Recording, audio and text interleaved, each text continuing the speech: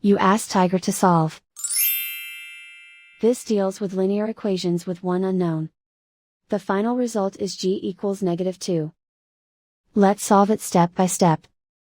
Simplify the expression. Expand the parentheses.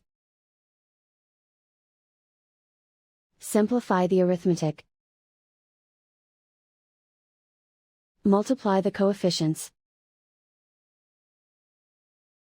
Group all constants on the right side of the equation.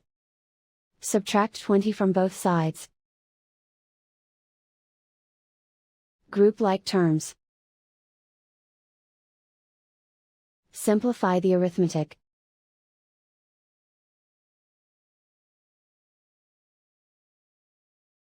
Isolate the g.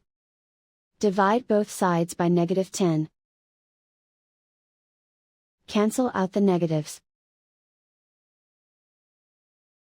Simplify the fraction. Move the negative sign from the denominator to the numerator. Find the greatest common factor of the numerator and denominator. Factor out and cancel the greatest common factor. And so the final result is g equals -2.